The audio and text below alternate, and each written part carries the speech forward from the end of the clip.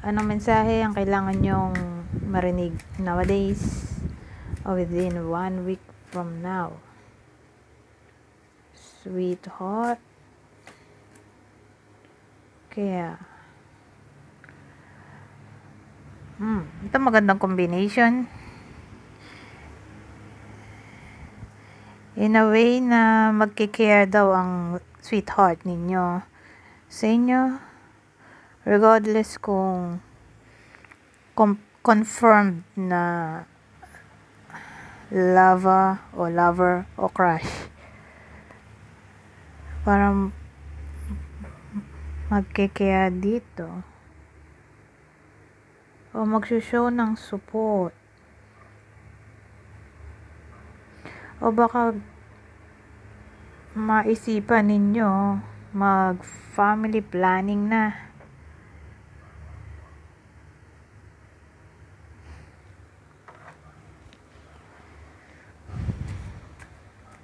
Para sa iba sa inyo na ganito,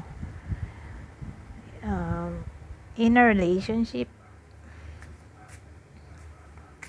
Pero kung crush nga, who knows, baka para sa iba sa inyo, yan nga, mag-show ng kaya. Bully, withdrawal, mukhang lalayuan nyo yung anyone na nagkukos ng bullying sa inyo o gossip.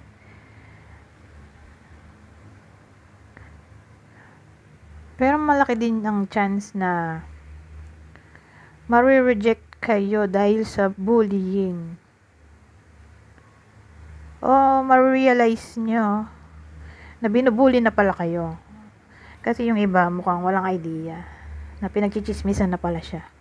Dito mukhang may awakening na maaaring mangyari. Embarrassment.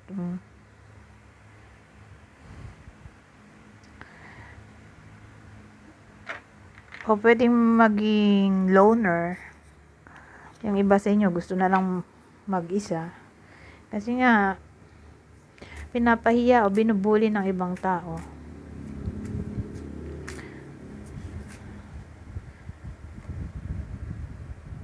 Para sa iba sa inyo, ano naman to? Evidence? Nakatakot naman yun. Nakatakot naman tong picture. Evidence disturbance. Crime scene ba to? Ito mukhang may kinalaman sa crime scene na natuklasan ang misteryo sa ganitong crime o nagkaroon ng evidence sa something na mysterious. O kung di man crime, edi anything na may kinalaman sa supernatural, paranormal.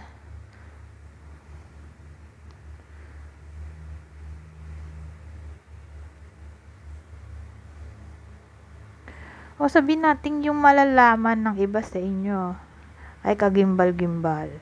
Kasi disturbance yan Obscure, irritation, supernatural. So, yung iba sa inyo may madidiscover na pwedeng mag-cause ng irritation o pagkatakot.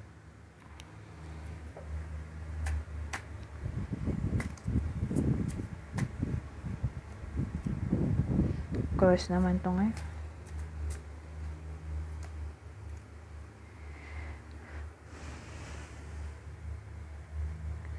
Teka. Curse. Hate. Catastrophe. Misfortune. Goal. Purpose. Expectation. Destination. Ang dating sa akin yung iba sa inyo,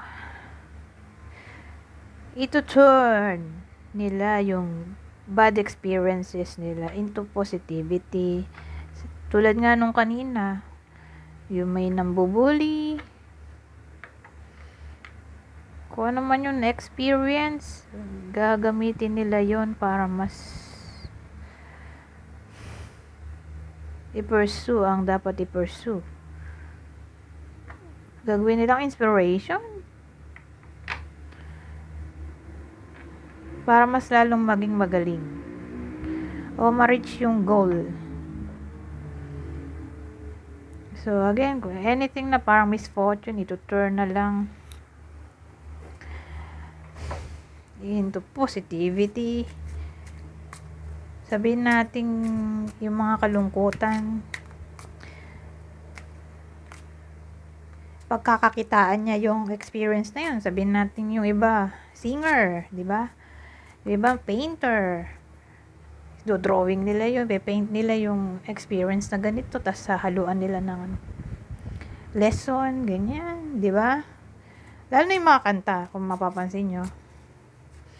Base sa mga experience nila, doon sila humugot ng success nila, di ba? Doon sa grief, biruin mo yun. Kahit naman sa mga artista, di ba? Yun na nga lang Kardashians, di ba? Daming intriga. Mas lalong maraming intriga, mas dumadami ang pera dahil siguro pinag-uusapan. Dahil pinag-uusapan, bisikat sila. Dumadami ang endorsement. Ganon. Anyways, depende sa inyo ha, kung anong case ninyo. Pero, doon na lang kayo humugot ng inspiration sa experience.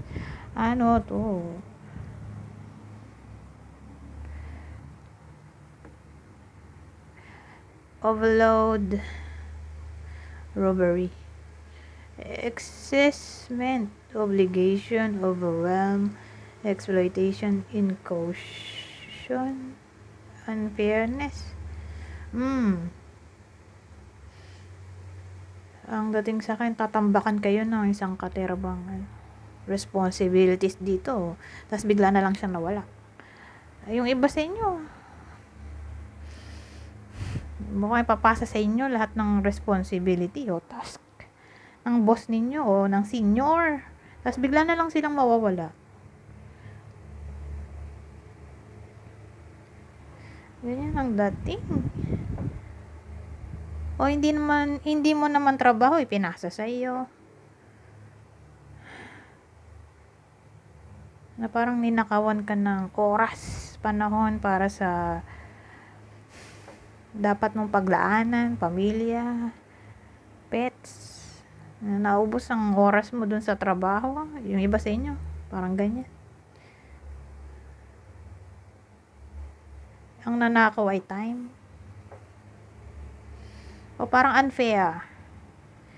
Feeling mo unfair yung boss mo, kung meron man. O someone na laging kasama nyo, parang inequality, unfair, sabi dito. Anyways, kuha tayo ng ibang information dito.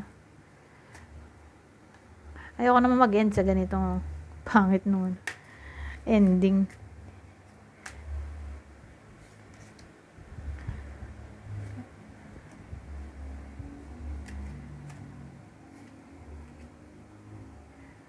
Kanina may nag-investigate, ngayon spy na talaga. Mercury retrograde, electronic issues, communication issues, review everything, spy. Someone's got their eye on you. You are doing your research.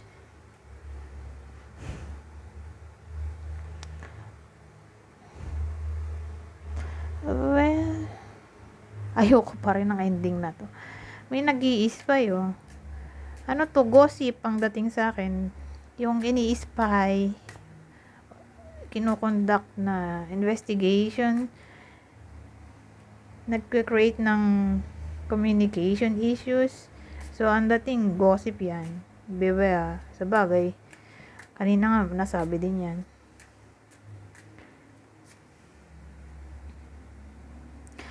Pero kung ito lang, tapos ito, tas ito, Mercury retrograde spy. Someone sa yung nakaraan na hindi mo na nakakausap. Sabihin natin ex, o friend, acquaintance, o kung sino man yan, ay nag-i-spy. So again, someone na hindi mo na nakakausap ay nag-i-spy sa iba sa inyo. Move on.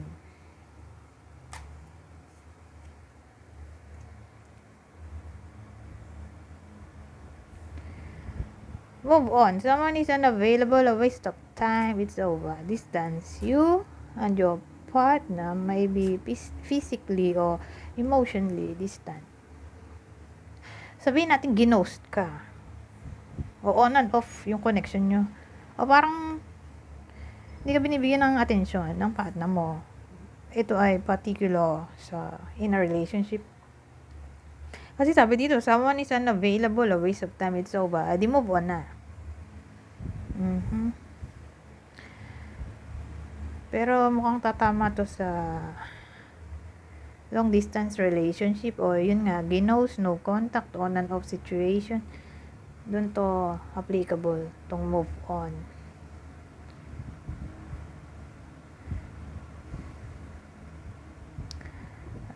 Mahaba na yung oras. Walang magandang ending.